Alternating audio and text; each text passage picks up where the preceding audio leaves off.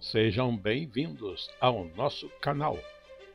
Nós queremos pedir a todos vocês, se possível, se inscrevam no nosso canal e nos ajude a crescer.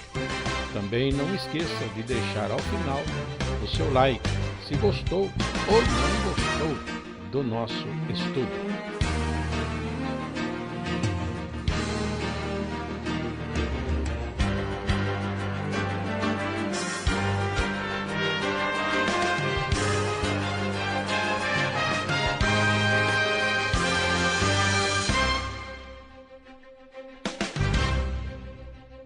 O estudo a seguir é de inteira responsabilidade de seus idealizadores e apresentadores. E agora vamos ao estudo da Palavra de Deus com o pastor Afonso Chaves no tema Os nossos passos são conduzidos por Deus.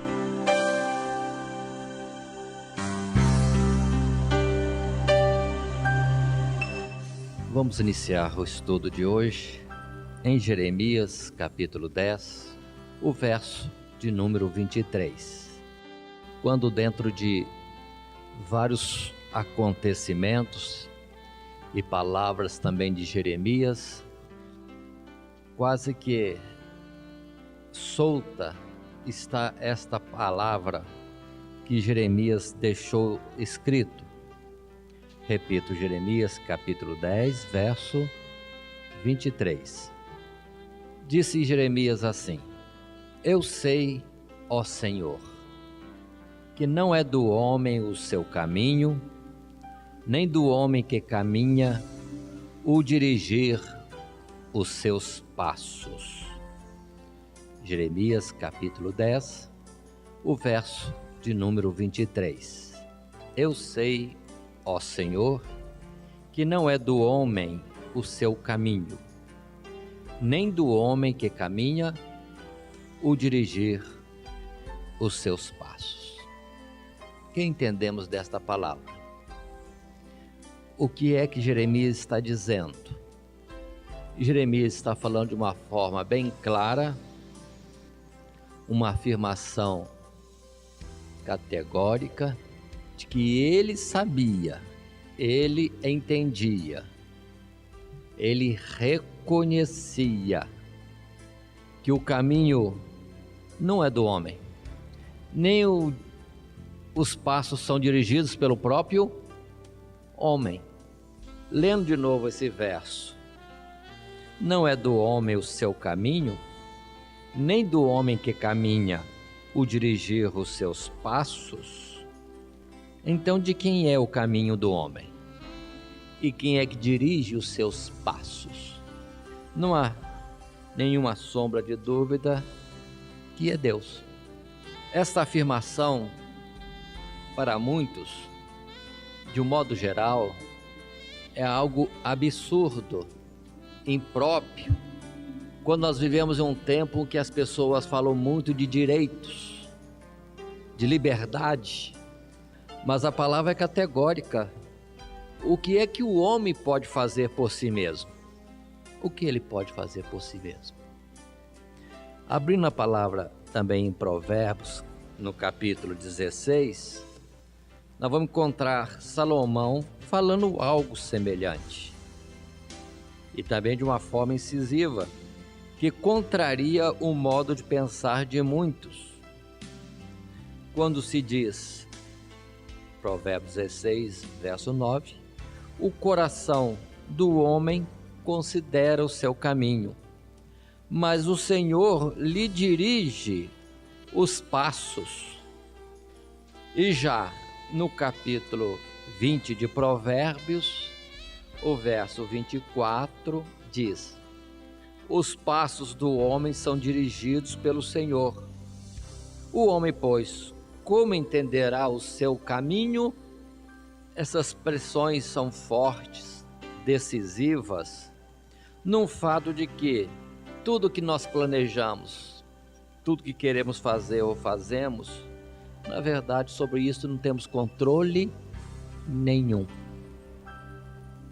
Não temos controle nenhum. Então, por que sonhar? quando nós cantamos muitas vezes os sonhos.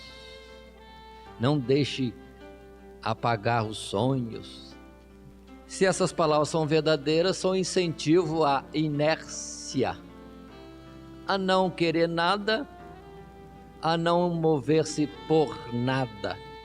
Mas não é nesse sentido que eu estou falando, porque em Deus, na verdade, não existe isto. Em Deus há muita atividade, há muito dinamismo.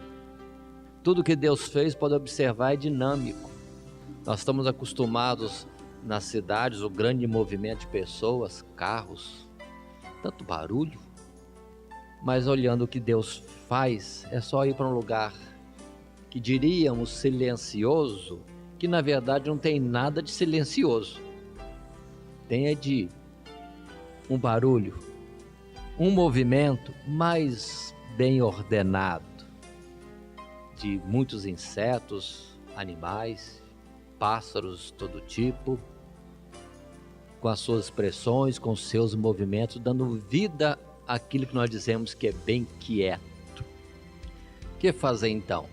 Sonhar, não sonhar? Agir em alguma coisa, não agir? O que fazer? Se voltarmos a Jeremias, o texto primeiro que nós lemos, não é do homem o seu caminho, nem do homem que caminha dirigiu os seus passos. Se abrirmos Provérbios outra vez, capítulo 14 e verso 12, vamos encontrar outras expressões que nos deixam em alerta e nos convidam a uma situação de ficar estáticos. Repito, em Provérbios, o capítulo 14, o verso 12, quando a palavra diz também: há caminho que ao homem parece direito, mas o fim dele são os caminhos da morte. E agora?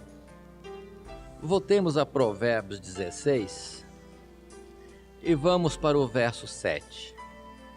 Aqui já diz: sendo os caminhos do homem agradáveis ao Senhor, até seus inimigos faz que tenham passo com ele.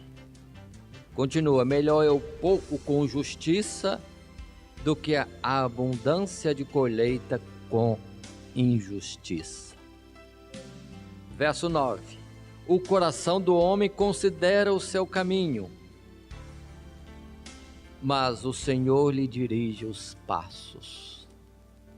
O coração do homem considera o seu caminho, mas o Senhor lhe dirige os passos.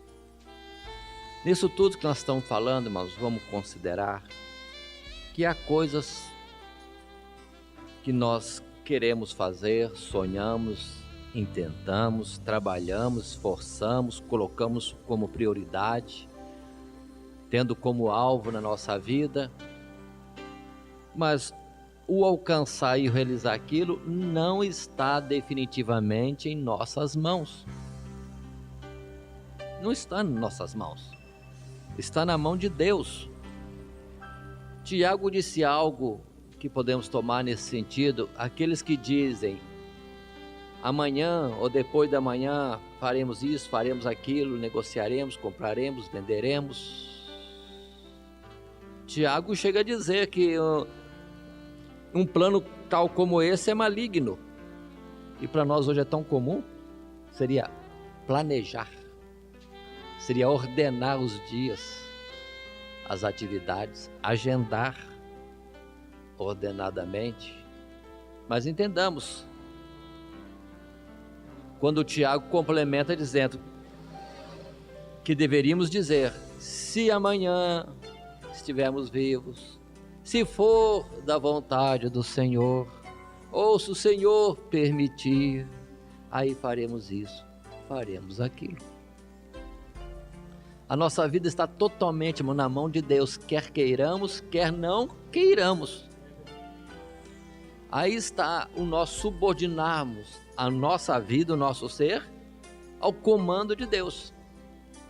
Se nós colocarmos Deus como Senhor da nossa vida, os nossos planos, naturalmente pela primeira colocação, estão à mercê da vontade de Deus.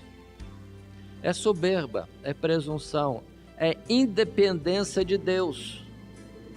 Quando nós fazemos tanta coisa, achamos que por planejarmos e queremos, e por envolvermos ou trabalharmos naquele sentido, vamos conquistar e vamos. Não. Pode observar os irmãos que a maioria dos planos que os irmãos tiveram, se não forem todos, na verdade não foram alcançados, não foram realizados. A vida foi sucedendo paulatinamente, dia após dia, de uma forma que, se for pensar bem, aconteceu. Passou por nós. Tivemos que fazer isso, fazer aquilo, ir aqui ou ir acolá. Jesus disse numa palavra bem simples em João, quando falou: sem mim, nada podeis fazer.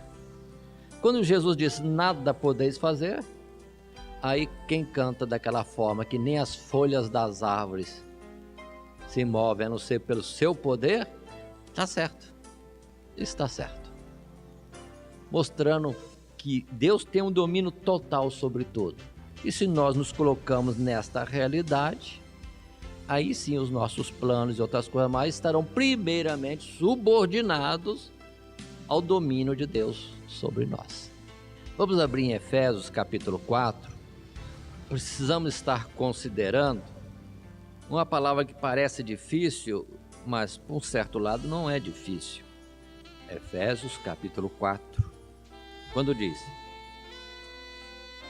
pelo que diz no verso 8, subindo ao alto, levou cativo o cativeiro e deu dons aos homens.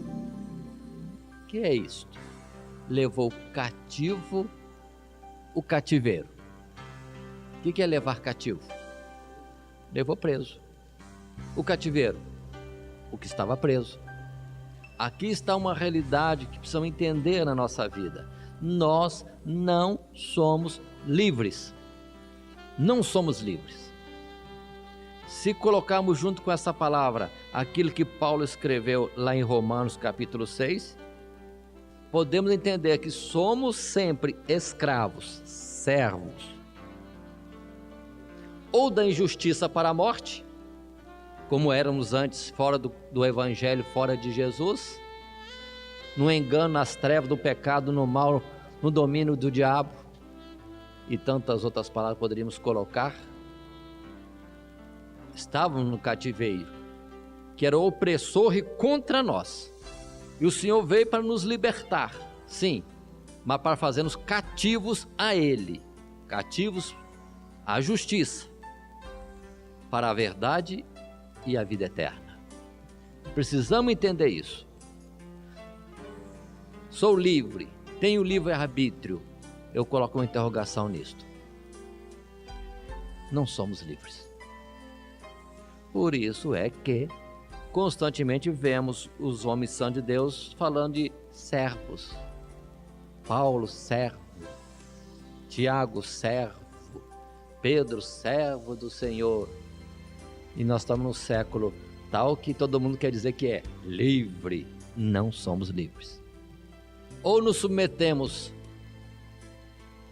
à servidão do Senhor, sendo-lhe obedientes, Ele Senhor nosso, para a vida eterna, ou estamos noutra prisão, porque ninguém é livre. Ainda que acontecesse de Deus nos deixar livres dele, viria outro que é um assolador, usurpador, que toma conta da nossa vida. Não pede licença. Jesus está à porta e bate. Sujeitai-vos. Se aquela escravidão e opressão é contra nós e é para a morte, o domínio de Jesus, a escravidão, fala bem forte, bem grave, escravidão. O servir a Jesus é para bem nosso. Como o Senhor diz, para nos dar o bem que queremos.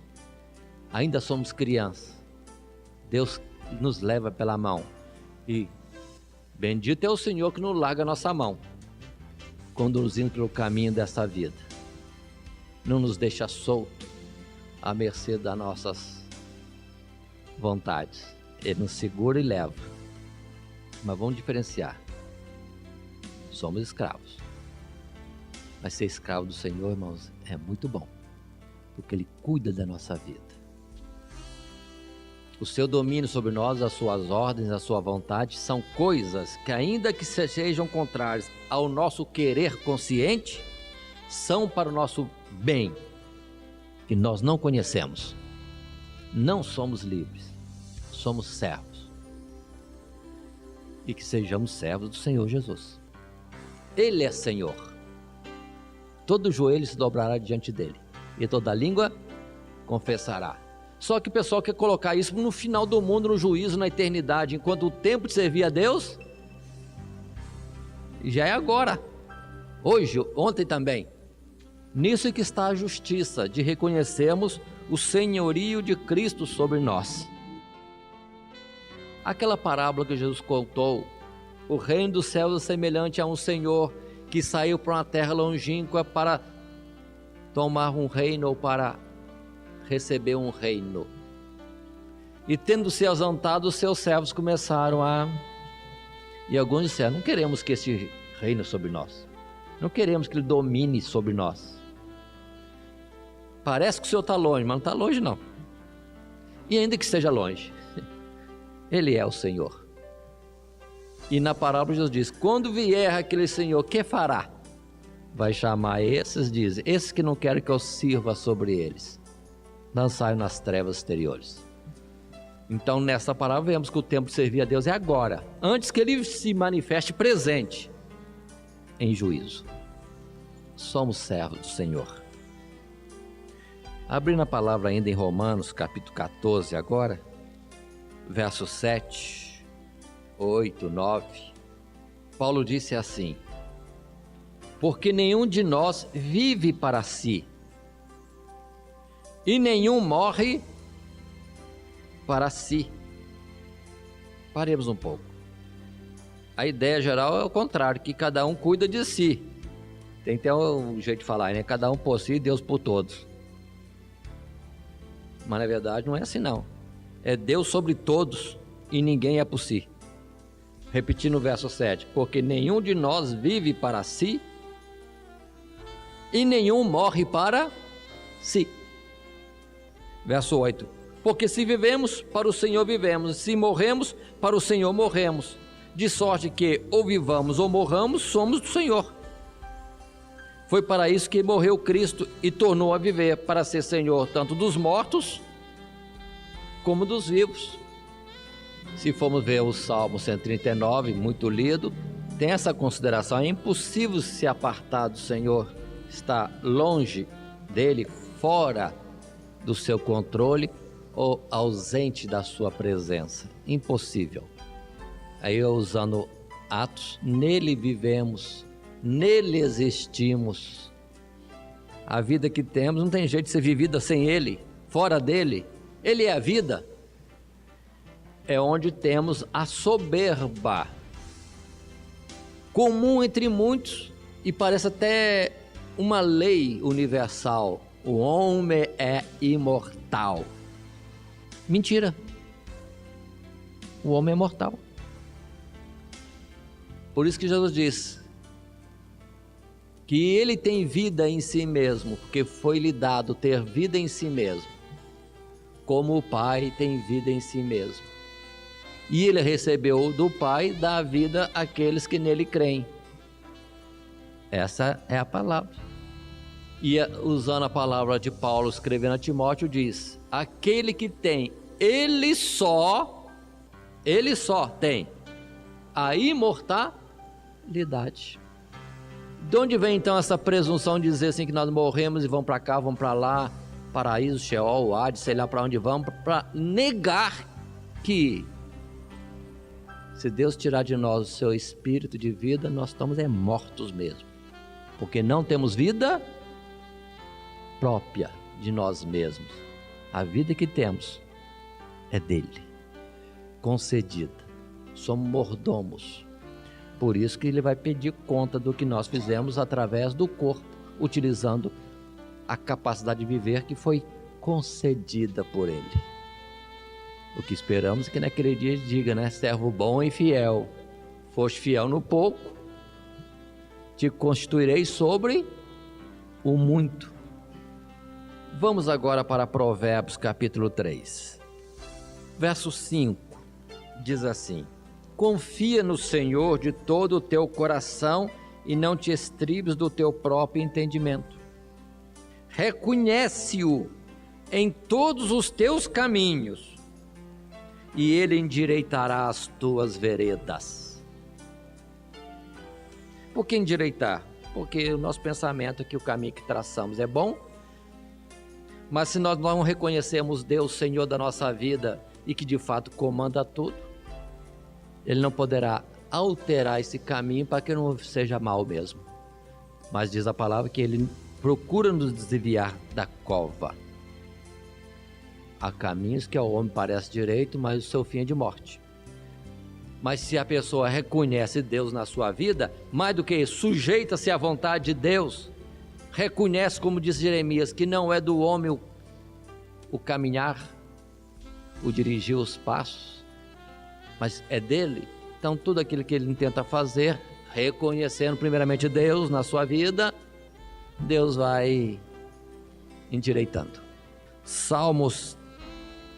O Salmo de número 37, palavra também muito conhecida, que sempre estamos falando. Verso 5: entrega o teu caminho ao Senhor, confia nele e Ele tudo fará. Para um pouquinho, vamos ler de novo. Entrega o teu caminho ao Senhor, confia nele, Ele tudo. Eu faço um plano, tenho um projeto, entrego isso ao Senhor, confio nele e Deus vai fazer o que eu projetei? Não, de forma nenhuma. De forma nenhuma. De forma nenhuma. Esse projeto meu, esse plano meu, e essa palavra que diz que Ele tudo fará, Ele fará tudo, até desmanchar o meu plano. Até desmanchar o meu plano. Inverter o plano. Fazer algumas modificações no meu plano. Ele vai fazer tudo. Na medida em que, de fato, nós entregamos o caminho a Ele e confiamos nele. Ele não vai fazer nem concordar conosco, irmão, de jeito nenhum. Porque os caminhos do Senhor são mais altos que os nossos caminhos. Os pensamentos do Senhor são muito mais altos do que os nossos pensamentos. Agora podemos ler, desde o verso 1 no Salmo 37. Pegando antes. Não te indignes por causa dos malfeitores, nem tenhas inveja dos que obram a iniquidade, porque cedo serão ceifados como a erva e murcharão como a verdura. Confia no Senhor e faze o bem, habitarás na terra e verdadeiramente serás alimentado. Deleita-te também no Senhor e Ele te concederá o que deseja o teu coração. Observe que esses versos anteriores nos orientam a ver o que é certo, o que é o bem, e isso faz. Isso faz. Então aí o projeto nosso muda, não é o meu projeto. Eu estou procurando me encaixar no projeto de Deus, ou na forma que Deus quer que eu viva. Aí deixa de ser a minha forma de viver e passa a ser a forma de viver proposta por Deus. Ainda que diga que Ele considerará o que deseja o teu coração, na verdade também isso é subordinado, porque Deus vai conceder o que deseja o nosso coração não como imperativo, é como algo que Ele concede, se não alterar os seus planos, se não for de contrário àquilo que é o bem. Vamos entender bem isso aí? Se não for contra aquilo que possa ser benefício para nós, porque nem tudo aquilo que deseja o nosso coração é para nós, mesmo bom. É lógico que à medida que nós nos aproximamos de Deus, os nossos sonhos, os nossos desejos, os nossos alvos, tudo isso começa a ter uma modalidade menos terrena e mais justa, espiritual, subordinada ao projeto de Deus. Por isso que Colossenses 3 diz: se já ressuscitamos com Cristo, pensemos nas coisas que são de cima. Aí sim. E podemos ter uma identidade tão grande com Deus no nosso viver que podemos estar sonhando, querendo, planejando aquilo que de fato Deus quer que nós façamos. Observemos alguns pontos de exemplo. Paulo querendo evangelizar. Paulo saiu, era apedrejado, preso, tudo. Ele sofria para pregar o evangelho. Ele estava ou não estava querendo fazer a vontade de Deus? Inteiramente. Mas quando ele planejou ir para um lado, Galácia, não foi permitido. Então eu vou para outro lado, também não foi permitido. Quem é que impediu? O próprio Deus. Mas como Paulo queria fazer a vontade de Deus, estava inteiramente envolvido, dinâmico nisto, não tinha mais o seu querer, porque dizia ele: não vivo mais eu, mas Cristo vive em mim. Mas mesmo Cristo vivendo nele, os projetos dele às vezes eram barrados pelo próprio Senhor. Aí o Senhor dava a orientação correta: passa a Macedônia. Não foi nem o primeiro projeto de Paulo, nem o segundo projeto de Paulo, mas já foi o quê? Um terceiro que Deus colocou. Como sabemos que o final da vida dele foi totalmente diferente?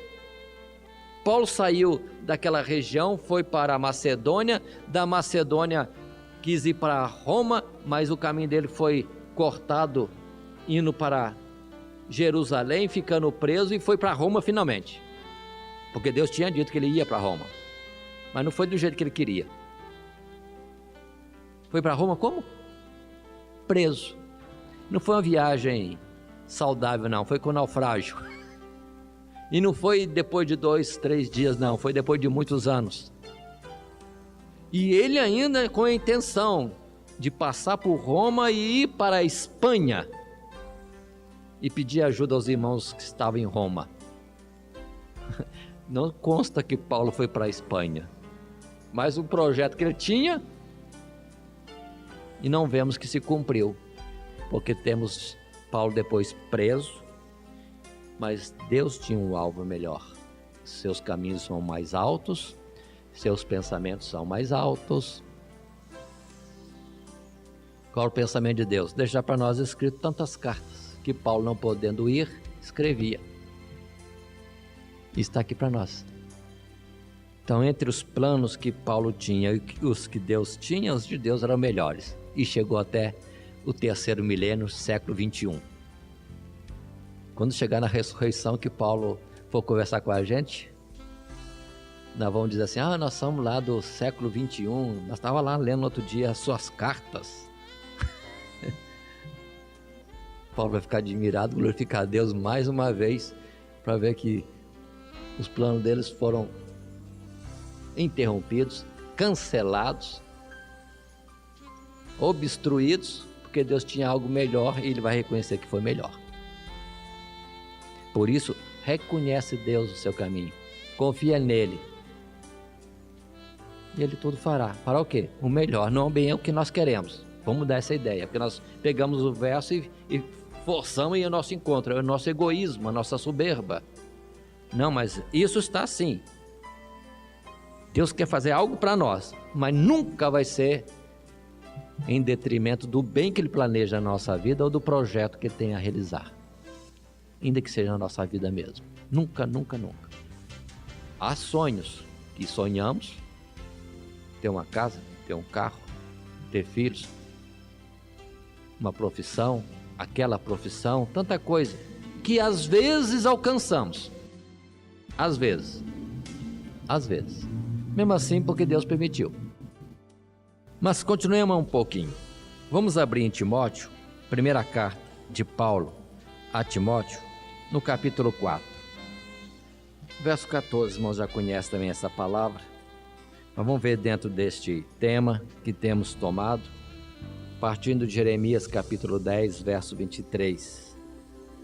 Mas em Timóteo 4, 14, Paulo dizia assim: não despreze o dom que há em ti, o qual te foi dado por profecia, com a imposição das mãos do presbitério. O que Paulo está dizendo para Timóteo? Para ele ficar parado? Deus tudo fará? Não. Está falando para não desprezar o dom. Como é que o dom lhe veio? Por profecia. Vamos entender. Deus revelou para Timóteo ou para outros mais que com ele estavam, qual era a vontade de Deus na vida dele, qual era o dom que ele recebeu. Se tem tal dom, exercita tal dom.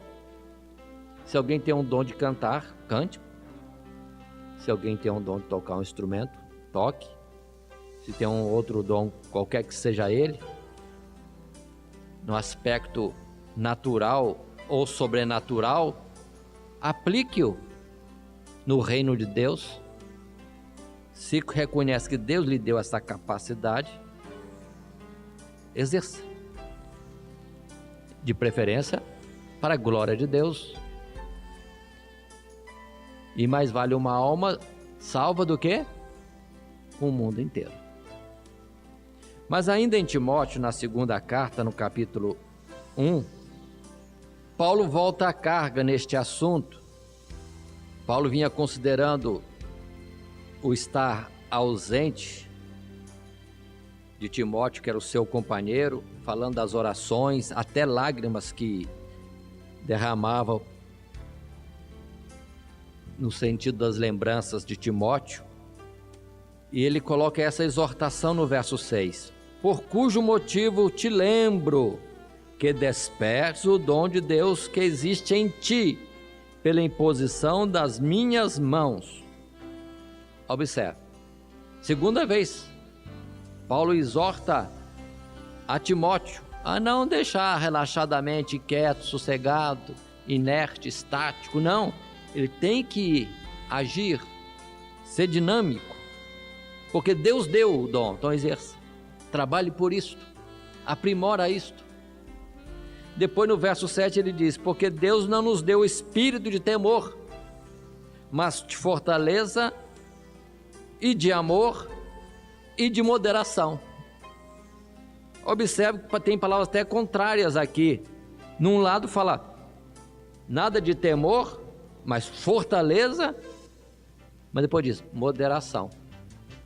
Então Paulo exorta a Timóteo a ser corajoso, agir nisso, porque de Deus há impulso, há um dinamismo de Deus, com força, fortaleza, mas também amor, moderação. Aqui vou colocar um acontecimento separado. Muitos questionam Elias. Elias estava sumido de Acabe por causa da seca. Acabe procurava tudo quanto é jeito, não achava Elias.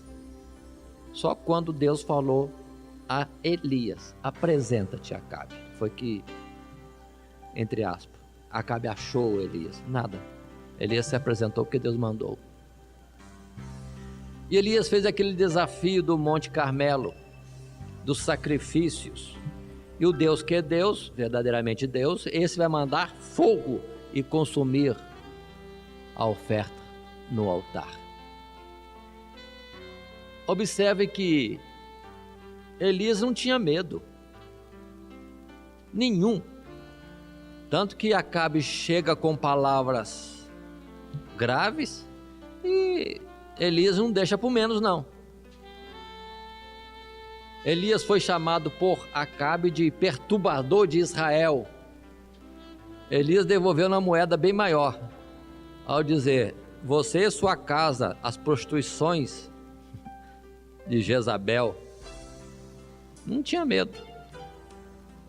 Depois vai para o Monte Carmelo e enfrenta quantos?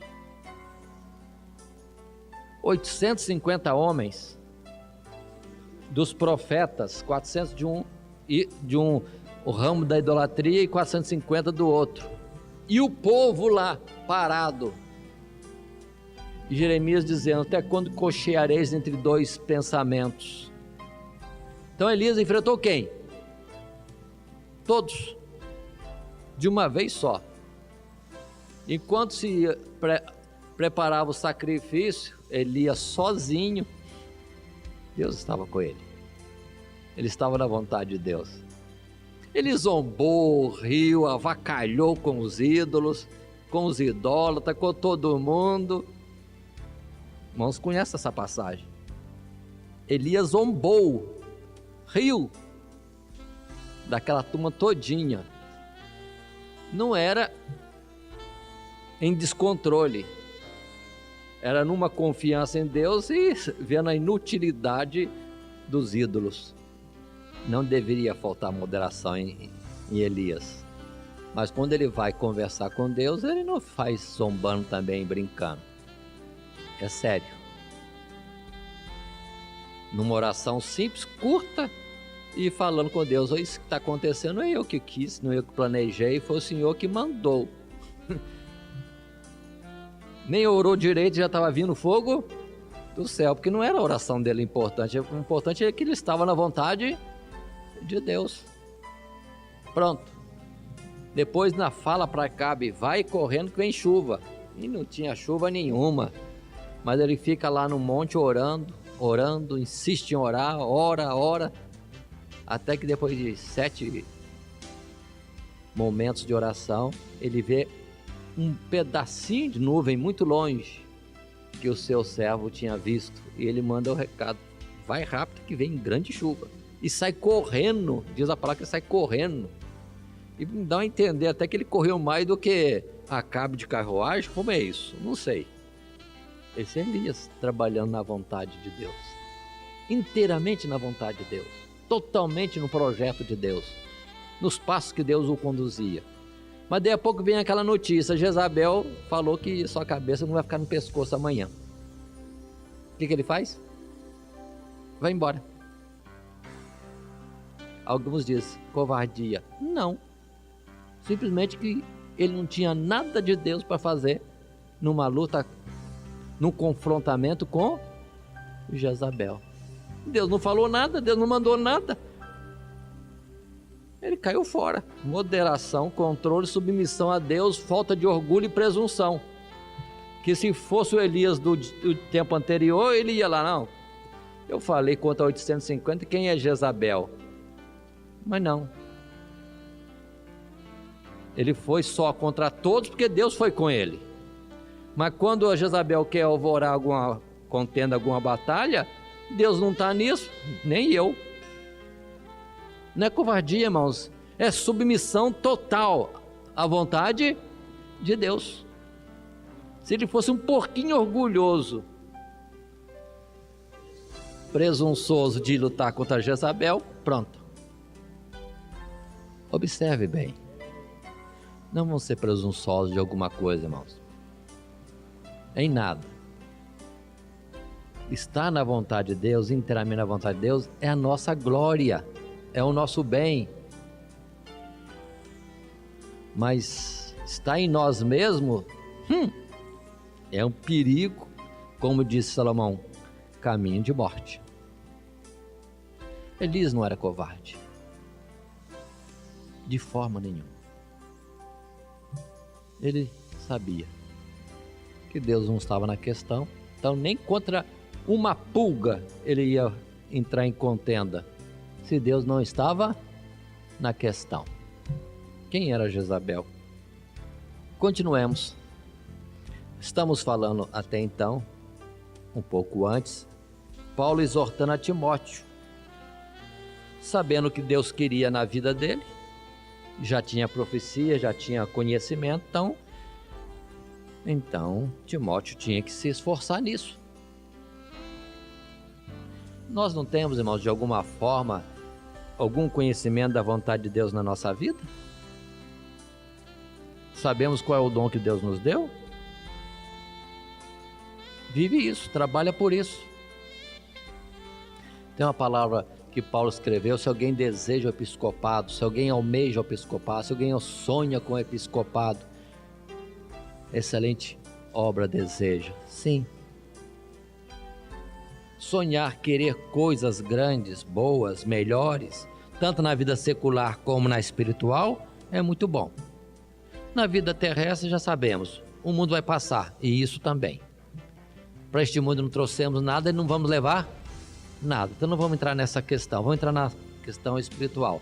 Sonhar, ter vontades na obra de Deus, excelente coisa desejamos.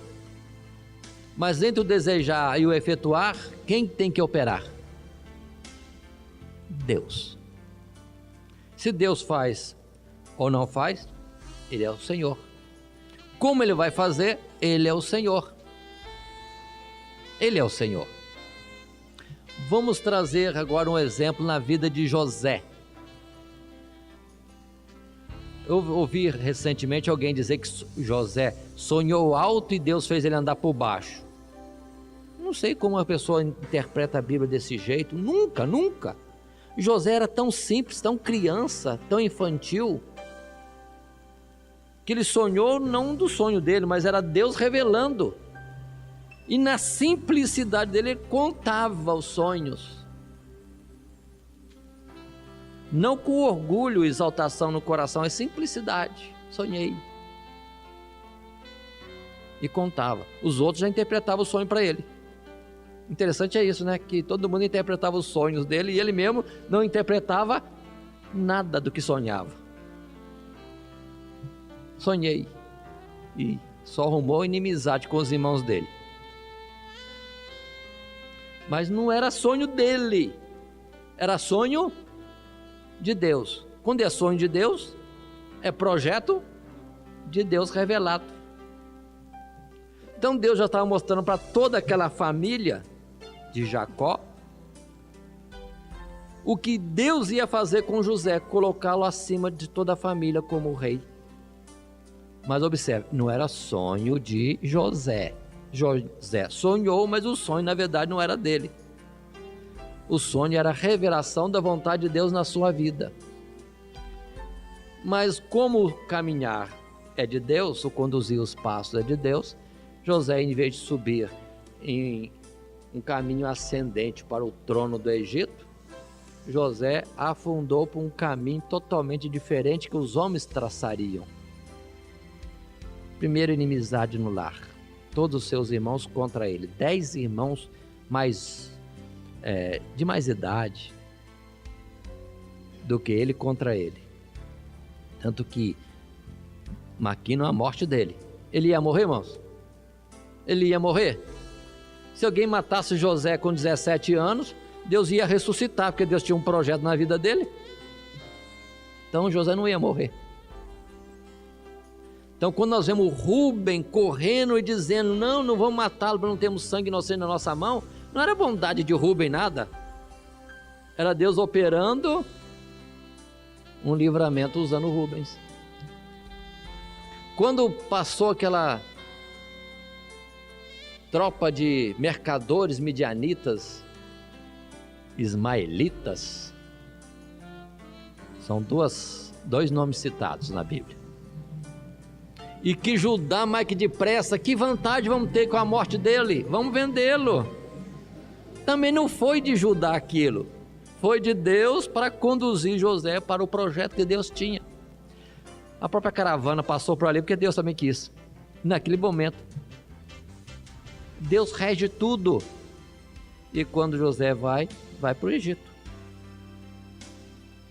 vai ser escravo de Potifar. Capitão da guarda de Faraó, já está perto do trono. Não é esse o caminho. Desce para a prisão, fica anos na prisão. Que desperdício de tempo. Ele podia estar estudando para aprimorar-se, para ser o governador do Egito. Meu Deus, como é que Deus faz?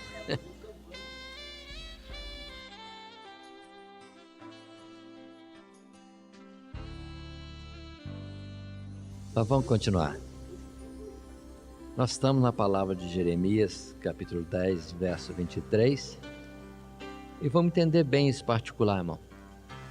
Tem um tempo, diz Eclesiastes, e um modo para todo propósito, toda obra na face da terra.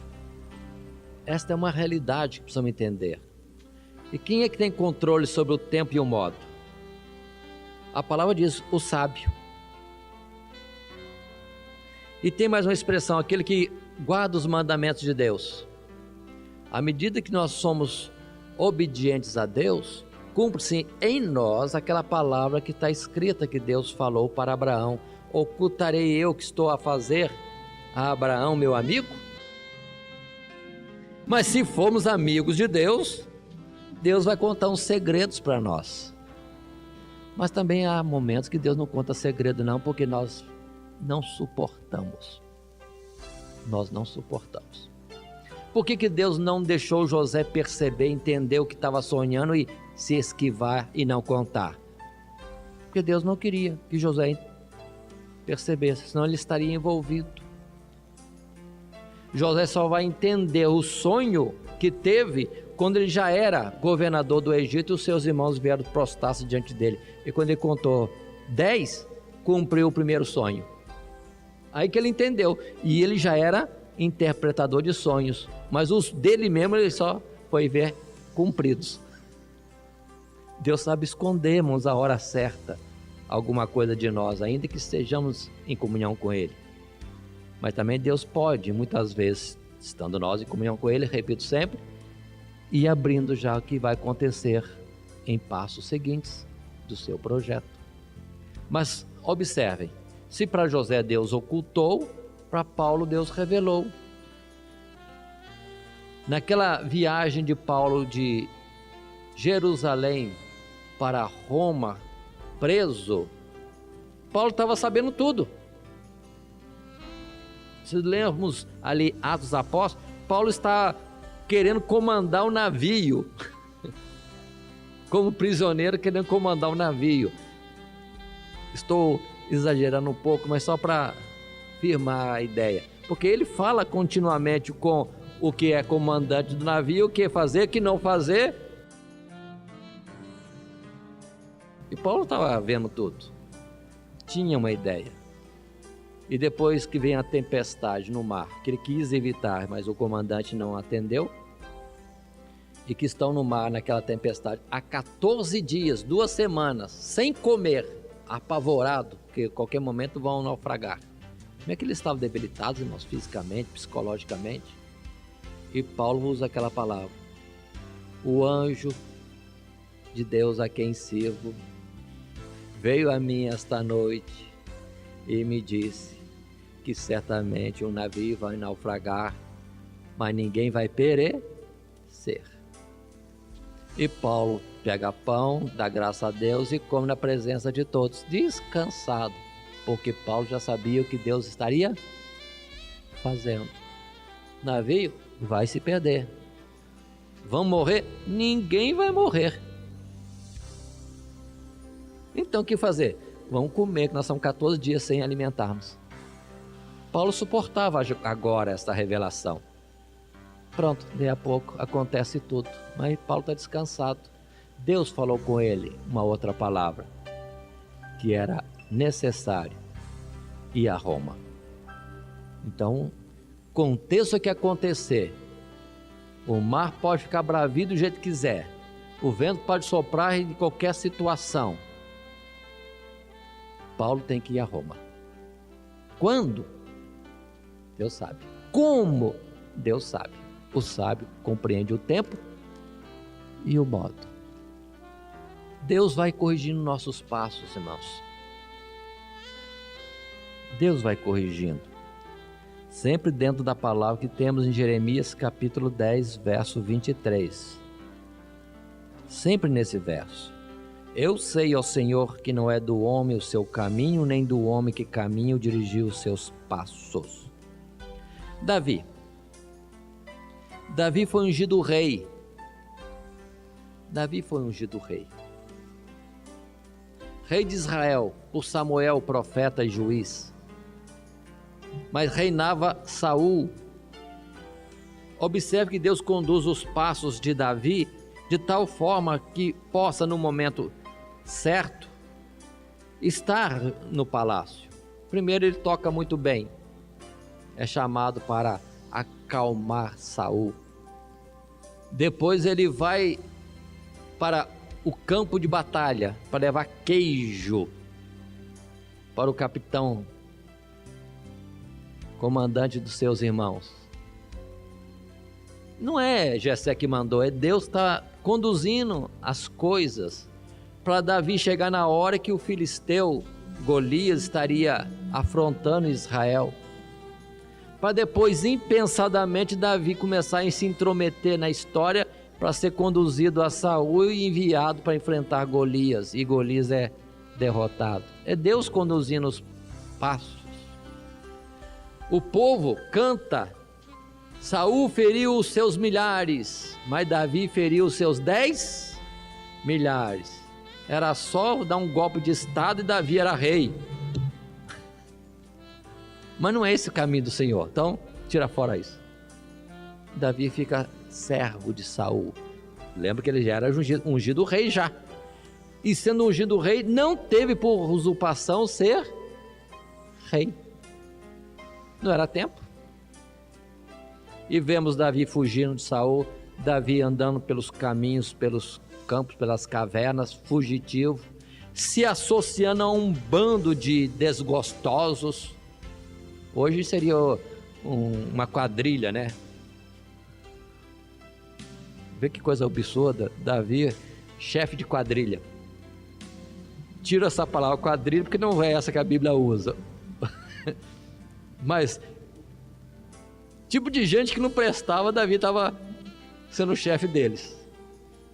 E não fazendo mal, não roubando, não matando indiscriminadamente, mas conforme a ação daqueles tempos, era um bando que agia lá de qualquer jeito, mas nunca atacando Israel, sempre atacando os inimigos de Deus, para vir ser rei bem depois.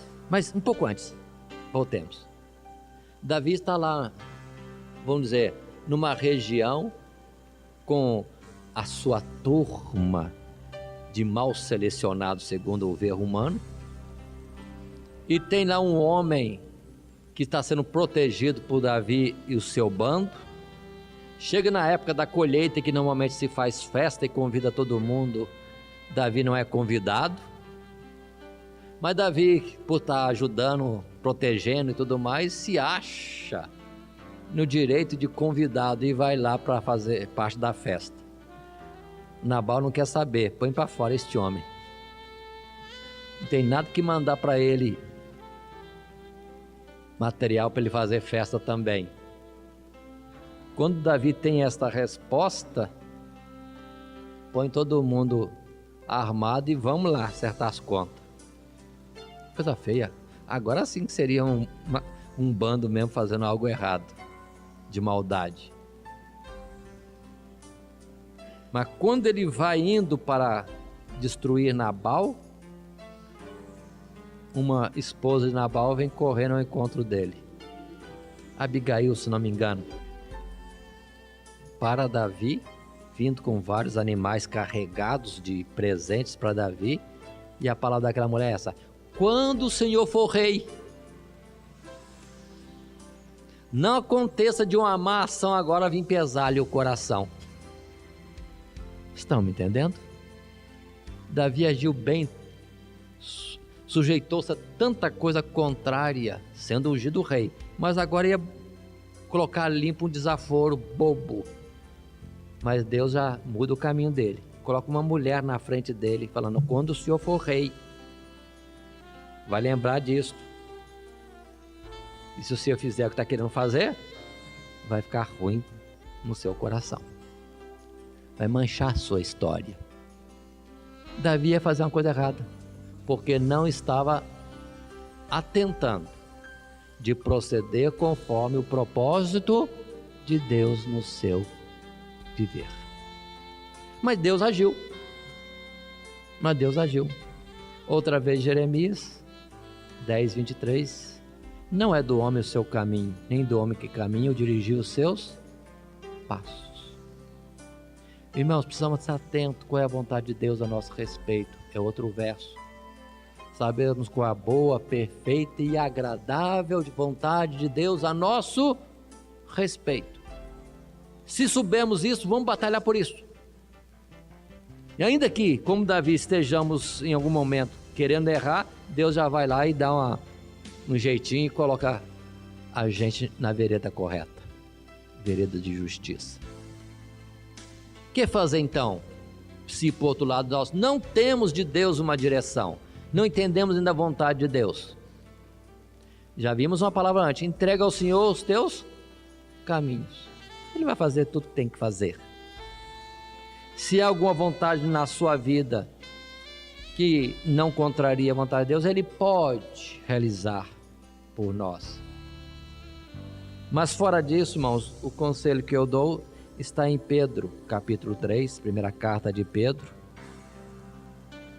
Quando no verso 8 e outros versos, Pedro, o apóstolo, servo do Senhor, diz: e finalmente, sede todos de um mesmo sentimento, compassivos, amando os irmãos, entranhavelmente misericordiosos e afáveis, não tornando mal por mal ou injúria por injúria, antes, pelo contrário, bendizendo, sabendo que para isto fostes chamados, para que por herança alcanceis a bênção.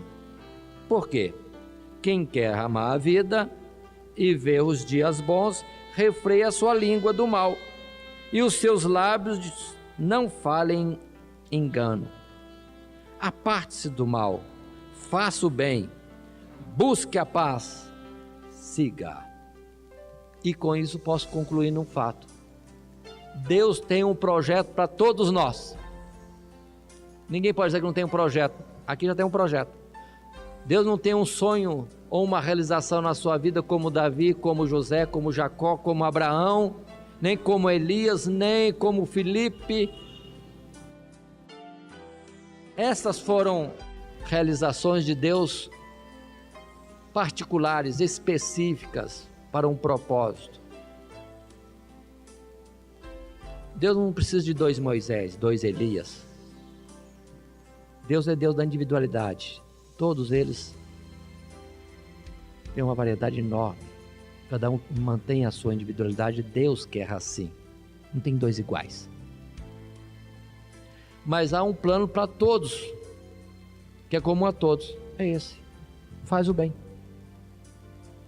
Faz o bem. Quer dias bons? Quer agradar o Senhor? Quer ser aprovado? Faz o bem. Busca a paz. Siga. Ou então, usando Hebreus 12, 14, seguir a paz com todos e a santificação, sem a qual, aí vem a condição, mostrando a prioridade, sem a qual santificação ninguém verá o Senhor. Temos um projeto de Deus na nossa vida. Deus tem um sonho para nós. Vamos participar desse sonho de Deus, tomar o sonho de Deus como sendo nosso sonho, o projeto de Deus como sendo nosso projeto.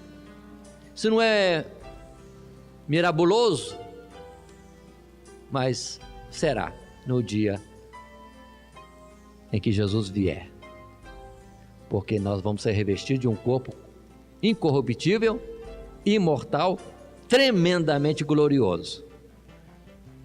E o que Deus tem reservado para nós é muito grande. Não é o que nós às vezes queremos. Às vezes queremos reconhecimento dos outros a nosso respeito. Isso é vaidade, orgulho. Mas ficando na vontade de Deus, por mais simples que seja, mais humilde que seja, vamos ser glorificados por causa dessa obediência. Guardemos essa palavra. Os nossos passos são conduzidos por Deus. Que Deus abençoe em Cristo Jesus. Amém.